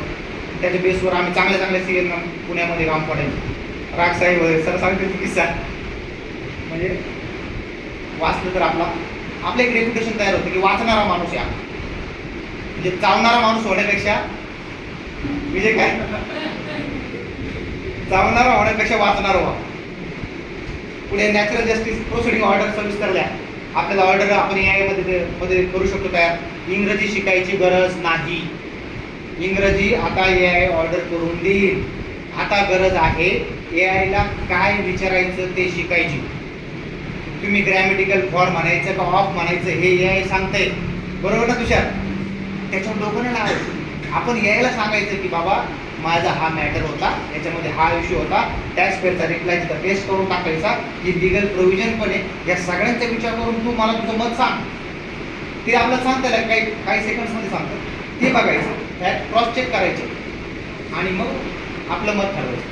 जसं की आयगॉट कर्मयोगींचे कोर्सेस बरेच जणांनी पळवून पूर्ण केले, त्यातून आपली काहीही मूल्य संवर्धन झालेलं नाही. आयगॉट कर्मयोगीवर AIचे खूप जबरदस्त कोर्स आहे. म्हणजे पळवता माझ्या लक्षात आलं होतं की अरे हे तो अच्छा आहे. मी तो पळवल्यानंतर ते टाईमलाईन संपल्यानंतर 3 तासाचा कोर्स निवांत बघितला विकेंडला, खूप छान. म्हणजे तो ध्रुव राठेचा कोर्स मी केला होता AIचा, त्याच्यापेक्षा 10 पट भारी फ्रीमध्ये. असं म्हणतात की जगातल्या सर्वोत्तम गोष्टी या फ्री असतात, पण आपण त्या फ्री आहेत म्हणून त्याची कदर नाही करत. उदाहरणार्थ ही हवा फ्री आहे, प्रकाश फ्री आहे, निरोगी शरीर फ्री आहे. पण डॉक्टरने इंजेक्शन दिलं तर मग आपण त्याची कदर करतो की 5,000 का इंजेक्शन लगा दिया असेल. तर फ्री गोष्टी, मौल्यवान गोष्टींची कदर करायला पाहिजे. नॅचरल जस्टिसवर पुन्हा एकदा सांगेल की आपल्याकडे काही अशा गोष्टी आहेत की ज्या कायद्यांमध्ये त्याला डेडलाईन दिलेली नाही आहे. तर हायकोर्टमध्ये काही केस झाल्यात की त्यांनी असं म्हटलं आहे, नाशिकचीच मला वाटतं ती सहकार विभागाची एक केस रुलिंग झाली होती आणि त्याच्यानंतर आपल्याकडे नॅचरल जस्टिसचं प्रिन्सिपल सेक्रेटरीनं स्टेटमेंट द्यावं लागलं आणि प्रतिज्ञापत्र करावं लागतं आणि मग सगळ्याच राज्याला त्यांनी नॅचरल जस्टिसचं ट्रेनिंग द्या म्हणून सांगितलं होतं. त्या काळात ते ट्रेनर म्हणून तिथे गेल्यानंतर त्यांनी एक सांगितलं की ज्या गोष्टींना कायद्यामध्ये टाईमलाईन दिलेलं नाही आहे, तुमच्या प्रिस्क्रिप्टेड टाईमलाईन नाही आहे, तिथं मिनिमम 5 वर्किंग डेज द्या. आपल्या बऱ्याचशा शोकॉज किंवा कट्स लेटरमध्ये दिलेलं असतं विदिन 3 डेज, विदिन 2 डेज. मेलमध्ये पण आपण लिहितो, नका लिहू. काही सगळेच जण हायकोर्टात जात नाही. 5 वर्किंग डेज द्या, सेफर साईड. जिथं कायद्यात नसेल, कायदा सायलेंट असेल तिथं 5 वर्किंग डेज आपण देऊन संपवायचं. आता आपला व्याख्यानाचा शेवटचा मुद्दा, आंतरव्यक्ती कौशल्य किंवा रिलेशनशिप्स. हे पण आपल्या जीवनाचा एक महत्त्वाचा भाग आहे. त्यामध्ये पहिला मुद्दा मी सांगेन, मित्र जपा आणि गर्दी टाळा. या 2 गोष्टी कशा वाटतात? मित्र जपा, गर्दी टाळा. सांगायचं असं की समजा मी चहाला उभा राहिलो आणि माझ्यासमोर 15-20 जण आहेत. मी त्यांच्याबरोबर गप्पा मारतोय, जोक करतोय, ते पण हसतायत, मी पण हसतोय. मग मला असं वाटतं की ते माझे मित्र आहेत का मित्र? मग आपले मित्र ओळखायचा कसा? मित्र म्हणजे ज्या व्यक्तीसमोर तुम्ही जसे आहात तसे वागू शकता तुम्ही स्वतः, तो तुमचा मित्र असतो. आणि असे जास्त व्यक्ती नसतात आपल्या आयुष्यात. असा एखादा किंवा दुसराच असतो की त्याच्यासमोर तुम्ही जसे आहात तसे वागता. तुम्ही तिथं बिसेसर नसता किंवा बापू नसता, दत्ता असता, किंवा त्याला माहीत असतं की हा असं त्याला येत नाही, हा बाळवट आहे याच्यात, हा तो आपल्या तोंडावर सांगतो. तो पण आपल्यासमोर जसा आहे तसा वागतो. तिथं कुठलाच मुखवटा नसतो. AC आलाय का STO झालाय का खालच्या मजल्यावर बसतो का वरच्या मजल्यावर बसतो का भूषणनगरमध्ये राहतो का पाईपलाईनला राहतो का SR पेट्रोल पंपाच्या मागे राहतो, तो आपल्याला एक्सरे सारखा बघतो मित्र. आणि आपल्या चुकांवर बोट ठेवतो. म्हणजे असं जर कोणी असेल ना त्याला जपायचं. एक असलं तरी पुरेसं आहे. चहाची गर्दी म्हणजे मित्र नव्हे. मी मला जी पाटील सरांनी सांगितलं होतं. म्हणजे हे सगळे जे मी सांगतोय ना, हे मला कोणी ना कोणी माणसं त्यावेळी देऊन सांगितलेले. मी एस टी असताना तुम्ही काही जण त्यावेळेस होते, त्यांनी बघितलं असेल. आम्ही 11 वाजता आणि 4 वाजता 10-12 तात्या पण 12-13 जण आम्ही दुपारी जेवायला पण एकत्र, चहाला पण एकत्र. आणि त्यावर आमच्या सगळ्या विषयांवर चर्चा व्हायच्या. बहुतांश विषयांमध्ये मी किंवा तात्या सभा ठरणार. एकदा पाटील सरांनी बघितलं, मी त्यांच्याकडे आपिलं होतं, खिडकीतून बघितलं, ये म्हणे. काय मला वाटलं की ते काम असेल.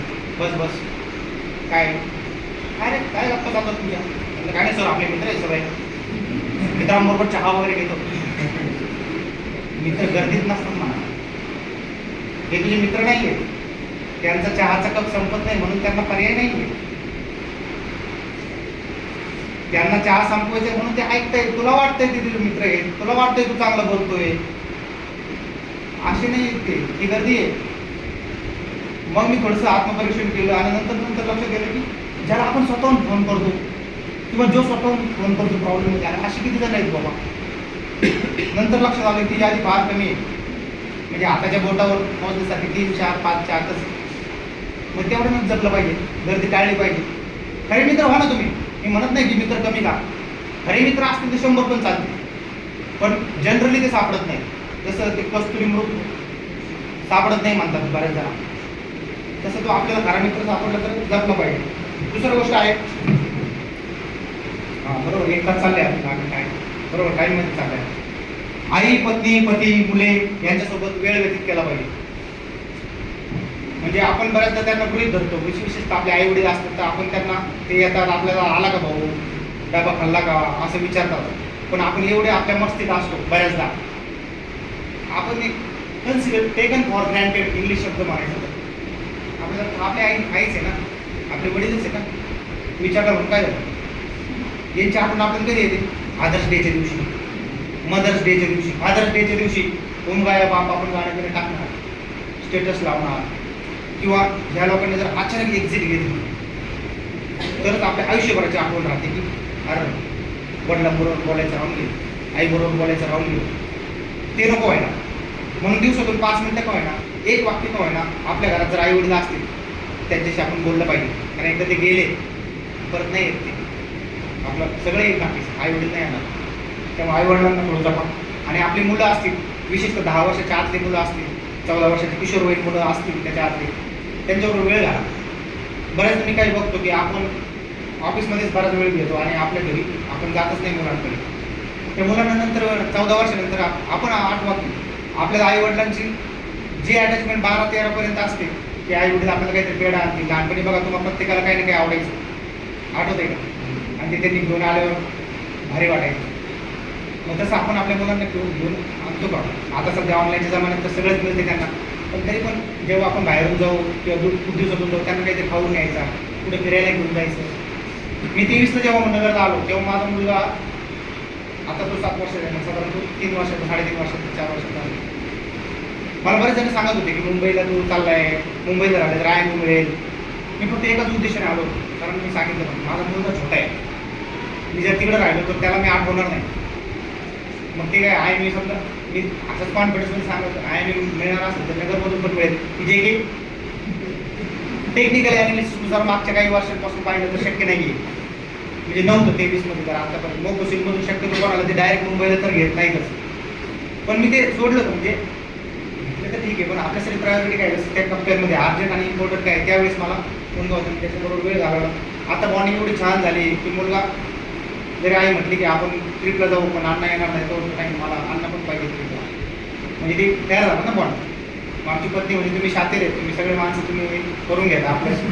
आता तुमचं काम झालं, तुम्ही मुंबईला पण जाणार, पण आता पोराला तुमचा लळा लागला ना, त्याला तो लहान होता तोपर्यंत लळा नव्हता, तर आपण ते जपलं पाहिजे. तिसरी गोष्ट, कोणालाही कमी लेखू नका. विजय, म्हणजे मी नाव काय घेतोय कारण हे लोक माझ्या ओळखीचे आहेत आणि मला खात्री आहे की हे मला दुसरा अर्थ घेणार नाहीत की मी काही मागच नाव काय घेतलं हो. कारण काय होतं बऱ्याचदा आपण एक अशा भावनेत असतो की आपण तर खूप शाहरुख खान व्हावं, आपण श्रेष्ठ आहे. तसं नाही आहे. त्याच्याकडे 800 कोटी लोक आहेत. 800 कोटी. आपला सॅम्पल साईज कितीचा आहे, ऑफिसचा पट किती आहे, किंवा पट म्हणजे आम्ही शिक्षकाच्या भाषेत विचारतो स्ट्रेंथ किती आहे. या ऑफिसची स्ट्रेंथ 150 आहे मॅक्सिमम. ते 150 लोकांमध्ये आपण म्हणणार अरे इसके तो मैं अच्छा हूँ, इससे तो मैं अच्छा हूँ. अरे काय तुझा सॅम्पल साईज केवढूसा, या जगाच्या पसाऱ्यात आपलं केवढूसा अस्तित्व, त्याच्यात पण आपण म्हणणार याच्यापेक्षा मी भारी, त्याच्यापेक्षा भारी. कोणालाच नाही म्हणायचं कमी. तुमचं पटत नसेल ना, अवॉइड करा, पण कोणावरही टीका करू नका, दुखवू नका कोणाला, काही फरक नाही पडत. पुढच्या मुद्द्यावर मी येतो.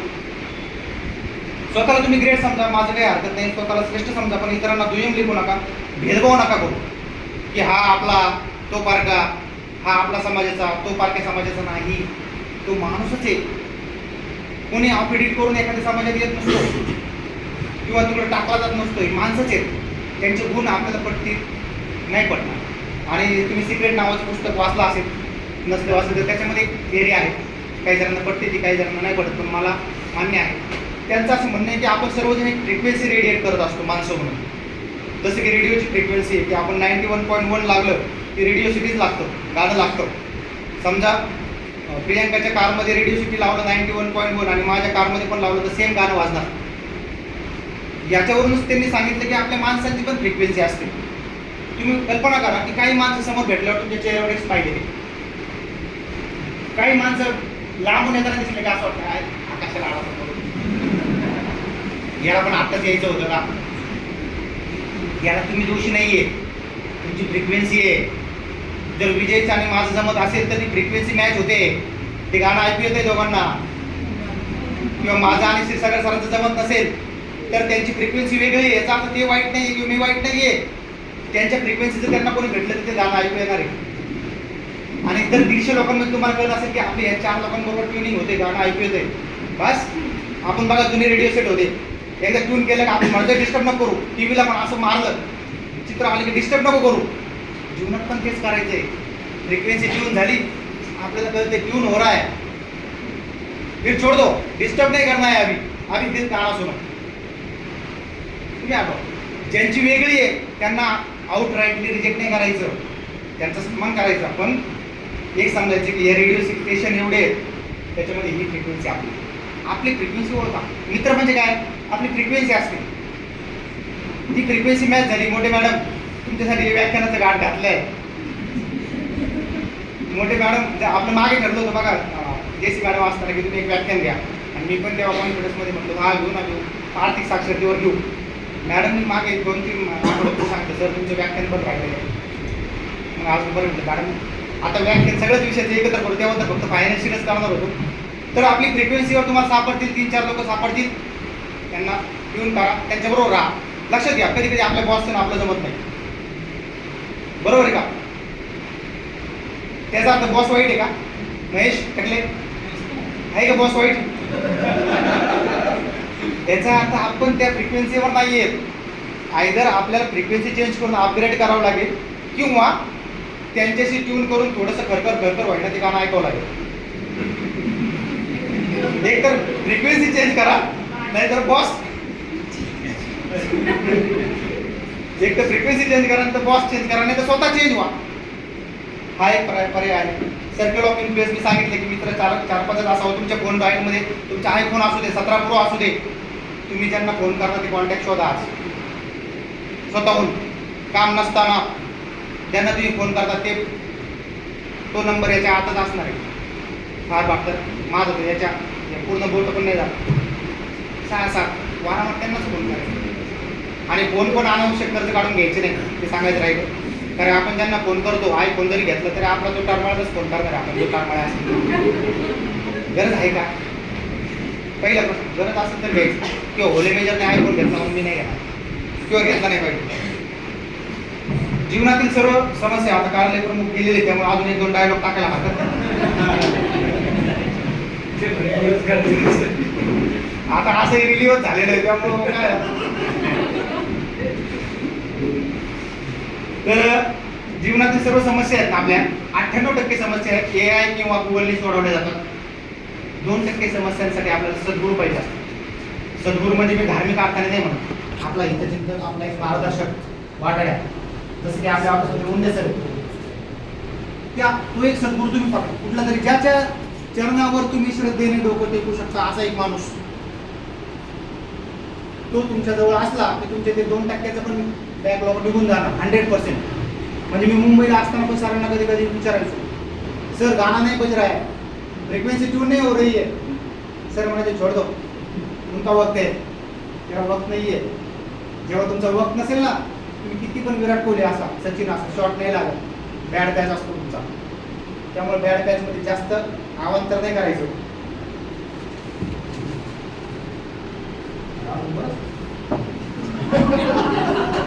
सर पाणी घ्या. नाही आता एकच पेज राहिले, त्यात पण काही रिपीट झाला असेल तर पण ते कव्हर करतो. मगाशी मी सांगितलेला मुद्दा आलाय पण तो एकदा वाचून दाखवतो. कोणाचा द्वेष किंवा मत्सर नका करू, यातून त्रास स्वतःलाच होतो. कारण की तथागत गौतम बुद्धांनी सांगितलंय, जर मला होले मेजरबद्दल द्वेष आहे किंवा पल्लवी मॅडमबद्दल द्वेष आहे, याचा अर्थ काय आहे की मी गरम आणि खारे माझ्या मन बंधकुटीत झाल्यासारखं आहे. त्याचा होले मेजरला आणि पल्लवीला काही नाही त्रास होणार. त्रास कोणाला होणार आहे तुम्ही कल्पना करा की आठवा, जेव्हा जेव्हा तुम्ही चिडता किंवा द्वेष करता तेव्हा त्रास तुम्हाला होतोय. त्या व्यक्तीला माहीत पण नाही, तो व्यक्ती मस्त सुटापुटात येतोय ऑफिसला, गाणं बिणं म्हणतोय, तुम्हाला चिडलं तर काय नाही, तुम्हाला त्रास होईल. ओढतो पुन्हा एकदा फ्रिक्वेन्सी काय नाही, द्वेष करू नका. ज्याचा त्याचा न्याय प्रत्येकाचा होईल, तुम्ही न्याय करत बसू नका. वेगवेगळे मी सांगितलं तुमच्या फ्रिक्वेन्सीचे लोक ओळखा, वेगळी फ्रिक्वेन्सी असेल तर काळजी घ्या, शक्य असेल तर अवॉइड करा. दुसरा आहे पर्यटन छंद जोपासा. म्हणजे तुमच्या एखादी कला असेल, गायन वादन, जसे की तात्या किंवा आपले उमेश मेजर, आपले ते कोपरगावचे गेले असतील जगताप मेजर, हे लोक काहीतरी कला जोपासतात. मलाही मागे कोविडमध्ये बासरी वाजवायचा छंद लागला होता, म्हणजे अजून आहे तो. ऑनलाईन क्लास वगैरे लावून मी हरे राम हरे कृष्णा भजन मांडण्यापर्यंत आलो आहे. पण काही ना काही एक कला आपल्याकडे असली पाहिजे. मी शाळेत असल्यापासून मला वाटायचं की आपल्याला आहे तर पेटी तरी वाजवता आली पाहिजे. गायला तर तुम्हाला माहिती आहे माझ्या गावात कसं आहे, बाथरूम सिंगर आहे, पण ती पण हौसनी आपण घरी भागवतो. घरचे श्रोते आपल्याला हाकलून देऊ शकत नाहीत ना. सांगायचा मुद्दा असा की एक कौशल्य ऑफिस कामाव्यतिरिक्त असं शोधा की ज्याच्यामध्ये तुम्हाला आनंद वाटेल. म्हणजे गायन असेल, वादन असेल, नृत्य असेल, कुठलंही एक स्किल तुम्हाला जे आवडीचं राहिलं असेल ते घ्या, त्याचा क्लास लावा, प्रॉपर मार्गदर्शक शोधा ऑनलाईन ऑफलाईन, आणि ते करा. तुम्हाला खूप आनंद होईल. आणि वर्षातून किमान एकदा किंवा दोनदा पर्यटन करा, फिरायला जा. असं म्हणतात की एक पुस्तक वाचल्यानंतर जेवढा अनुभव येतो त्याच्यापेक्षा एक आपण एका गावाला जाऊन आल्यानंतर त्याच्यापेक्षा जास्त अनुभव येतो. तर तुमचे काही मित्र असतील तर मित्रांबरोबर एक वर्षातून ट्रिप करा. महिला असतील तर त्यांचा ऑफिसचा एखादी ट्रिप करा, छोटी ट्रिप करा. अंतर महत्त्वाचं नाही आहे, वेळ महत्त्वाचा आहे. फॅमिलीबरोबर एक ट्रिप करा, ज्यांना फॅमिलीबरोबर जाता येणं शक्य असेल. समविचारी फ्रिक्वेन्सी गाणं वाजणाऱ्या लोकांबरोबर जा, म्हणजे तुम्हाला काही ट्रिप तुमची नाही ती खरे आपल्यालाच आपल्या बाजून जाणार. पुढचा आहे वाचाल तर वाचाल. मी शिक्षक विद्यार्थी असताना आमचे शिक्षक आम्हाला सांगायचे की तुम्ही वाचत राहा. पुस्तकं आता ॲमेझॉनवर इतके स्वस्त काही मिळतात, कितीतरी उपलब्ध आहे. आपला पगार पण प्रचंड झालेला आहे. 200, 300, 400, 500 रुपयांचं पुस्तक आपण घेऊ शकतो. तर तुम्हाला सल्ला आहे की आवर्जून एक पुस्तक दर महिन्याला विकत घ्या. पहिले विकत घ्यायला सुरुवात करा, बरोबर वाचणं होईल. आमचे घरचे आमच्या आई मला सारखे बघत असेल वाटतं काही तर काही मागवलं. कुठं तुम्हाला कळलं की एखादं चांगलं पुस्तक आहे, या मागून वाचा ते. एखाद्या 4 वेळी जरी वाचले तुम्ही तरी तुमचं ते काही ना काही असा विचार मिळेल की तुम्हाला तुमच्या लाईफमध्ये काही ते व्हॅल्यू ॲडिशन होईल. त्यामुळे पुस्तकं वाचायला शिकलं पाहिजे. कोणतरी सरांनी आपल्याकडे जी मुक्त वाचन चळवळ उभारलेली आहे तिला पण जपायचं तुमच्या हातात आहे आता. कारण सर निघालेले आहेत काहीच कालावधीनंतर. सर आपल्यामध्ये आणि आम्ही नसणार आहोत, पण तुम्ही वाचत राहा. मोबाईल स्क्रीन टाईम, रात्री झोपण्या अगोदर 1 तास मोबाईल स्क्रीन किंवा टी व्ही पाहायचा नाही. जेवायचं सांगितलं 3 तास अगोदर जेवायचं, आणि झोपायच्या अगोदर 1 तास कोणताही टी व्ही किंवा मोबाईलचं स्क्रीन बघायचं नाही. आपण बघितलं तर आपले मुलं पण बघतात, त्यामुळे ते अवॉइड करायचं. स्वतःवर खर्च करायला शिकलं पाहिजे. म्हणजे आपण चांगलं खायचं किंवा जे जे आपल्याला करावं असं वाटतं ते करा. मगाशी मी सांगितलं तसं आपला पोर्टफोलिओ होईल, इन्व्हेस्टमेंट होईल, सगळं होईल. पण स्वतः पण आनंद घ्यायला पाहिजे. चांगले चित्रपट जाऊन बघा, चांगल्या ठिकाणी तुम्हाला तिथे जेवायला जायचं असेल चांगले चांगले पदार्थांचा आस्वाद घ्या. सगळं करा, स्वतःवर थोडा खर्च करा. असं एक सर्वेक्षण आहे की पुरुष स्वतःवर अजिबात खर्च करत नाही. म्हणजे तुम्ही महिला भगिनी जरी मेकअप ब्युटी पार्लरमध्ये जाल, काहीतरी शॉपिंग कराल, साड्या घ्या, पुरुष बघितले का कधी तुम्ही घरामध्ये? म्हणजे ते दावणीला बांधलेले जे बैल असतील ना, बैल चरायचं काम करायचं, ते शॉपिंग करत नाही, वाचत नाही, काय नाही काय. तर कसं नका करू. तुलना फक्त स्वतःची इतरांशी करू. तुम्ही आजची जी लेवल आहे विजय, आपली आजची जी लेवल आहे ती सर्वांपेक्षा कमी की जास्त ही तुलना नाही करायची. आपली आजची लेवल मागच्या जूनमध्ये स्वतःची कशी होती तो बेंचमार्क ठेवायचा. त्याच्यापेक्षा आपण वाढलोय, ग्रोथ झाली का खाली गेलोय, खाली गेलो असेल तर परत स्वतःला पुश करायचं आणि नवीन शिकत राहिले का ग्रोथ होत राहील. कारण वेळेत उत्तम काम केलं पाहिजे. सुट्टी हा आपल्या कामातील बदलासाठी, म्हणजे डीएडला असताना आम्हाला शिकवलं होतं विश्रांती म्हणजे कामातील बदल. म्हणजे आपल्याला जी सुट्टी दिलेली आहे ती कामातील बदल करण्यासाठी दिलेली आहे. त्यामुळे शनिवार रविवारी ऑफिसला येऊन परत काम करत बसण्याची वेळ नाही आली पाहिजे. 10 ते 6 मध्ये एफिशियंटली काम संपवा. उर्वरित काळ तुमचा स्वतःवर आहे. शनिवार रविवारी तुम्ही वेगवेगळे काम करू शकता की जे तुम्ही आठवडाभर केलं नाही ते. आणि सामाजिक कार्यात सहभाग, जसं की आपल्या सर्वांना माहिती तुषार आणि इतर सर्व मंडळी काही ना काही करतात. तुषारचं मला नेहमी कौतुक वाटतं. तो पक्ष्यांना संक्रांतीच्या काळात मांजा लागल्यापासून वाचवणे, आता या वनस्पतींचं संवर्धन करणे. आता त्याचीच कल्पना होती आपण जी कापडवाडीची केली ना स्वच्छता तलावाची, ती त्याची कल्पना होती. आणि त्या सुट्टीच्या दिवशी पण त्याने आता त्याचं स्टेटस बघा आज त्याने इथल्या कुठलं ही शाळा कोणती सॅक्रेड हार्टच्या शेजारी वड पडला होता मोठा 100 वर्ष जुना. त्यांनी त्यांच्या मित्रांनी सगळं NGO किंवा अजून काही सामाजिक घटकांना एकत्र घेऊन तो वड पुनर्रूपित केलाय वटपौर्णिमेच्या दिवशी. म्हणजे खऱ्या अर्थाने वटपौर्णिमा त्यांनी निसर्ग संवर्धनाची साजरी केली, त्यांच्यासाठी आपण टाळ्या वाजवल्या. आपल्या परीनं आपल्याला काही सोशल कॉज देता आलं तर पहा. समजा मला तुषारसारखं मला शनिवार रविवारी शक्य नसेल पर्यावरण करायला, पण मी माझ्या आजूबाजूच्या काही मुलांना स्पर्धा परीक्षा असेल किंवा एकंदरीत त्यांना इंग्रजी किंवा जे काही गोष्टी येत नसतील अशा पद्धतीने मार्गदर्शन करायला पाहिजे. किंवा जे आपल्याला येत आहे आणि त्याचा जर आपल्याला कळलं की याचा सोसायटीला फायदा होईल तर ते विनामूल्य आपण फावल्या वेळात जर दिलं तर आपल्याला पण आनंद होतो. मधल्या काळात नगरमध्ये असताना मला बऱ्याच शाळा कॉलेजमध्ये जायची संधी मिळाली आणि तुम्हाला आश्चर्य वाटेल की मला ज्यांनी ज्यांनी बोलवलं त्या सगळ्यांकडे मी गेलो आणि त्या मुलाशी संवाद साधला. त्याच्यामध्ये मला खूप बरं वाटलं. म्हणजे अगदी हायस्कूलच्या मुलांपाशी, काही शाळेच्या मुलांशी, काहीच्या कॉलेजच्या मुलांशी बरं वाटलं, कारण मला ते माझे थॉट शेअर केल्यावर अगदी छान वाटतं. तर अशा पद्धतीने आता हे माझे मुद्दे बऱ्यापैकी सांगून झालेले आहेत. मग आता याचा आणि आजच्या विषयाचा जो आहे तो कन्क्लुजन असं आहे की या आपल्या आर्थिक बाबी असू देत, आरोग्याच्या बाबी असू देत, कार्यालयीन कामकाज असू दे किंवा नातेसंबंध असू देत, या सगळ्या गोष्टींचा जर आपण आपल्या जीवनामध्ये योग्य पद्धतीने सांगड घातली तरच आपल्या जीवनाचा पासवर्ड आपल्याला रिसेट करता येईल. आणि रिसेट झाला की आनंदाने जीवन जगता येईल. एकदा जीवन आहे, पुढच्या 50-60 वर्षानंतर आपण या पृथ्वीवर नसणार आहे आणि अजून 100-200 वर्षानंतर आपल्या पुढच्या पिढीच्या घरात आपले फोटो पण सापडणार नाही. त्यामुळे जास्त काही गांभीर्याने न जगता आनंदाने जगलं पाहिजे आणि आनंद मिळवण्यासाठी जगण्यापेक्षा आनंदाने जगत राहिलं पाहिजे. जी गोष्ट आपण करतोय ती आनंदाने करूया. झालं मनासारखं तर चांगलंच आहे, नाही झालं तर ठीक, वेल अँड गुड, वर्षाच्या मनासारखं असं म्हणतात. तर या पद्धतीने माझं मनोगत तुम्ही सर्वांनी ऐकून घेतलं, त्याबद्दल मला खूप छान वाटतंय. आपल्या सर्वांचा आयुष्याचा पासवर्ड आपण रिसेट करत राहूया. एकदा सेट करून जमणार नाही, तो दर 2-3 महिन्याने आपला तसा पासवर्ड बिओचा लॅप्स होतो, तसा जीवनाचा पण लॅप्स होत असतो. तो आपल्याला कळत नाही, नोटिफिकेशन येत नाही. ते नोटिफिकेशन यायच्या अगोदरच विजय काही वेळा असायच्या अगोदरच आपण स्वतःहून रिसेट करायला पाहिजे पासवर्ड. आणि या 4 मुद्द्यांमधल्या आपण जर बहुतांश काळजी घेतली तर आपलं आयुष्य सुखकर होईल. तुमच्या सुखकर आणि निरोगी आणि आनंदी आयुष्यासाठी मी मनपूर्वक शुभेच्छा व्यक्त करतो. भविष्यामध्ये नक्कीच भेटू. धन्यवाद.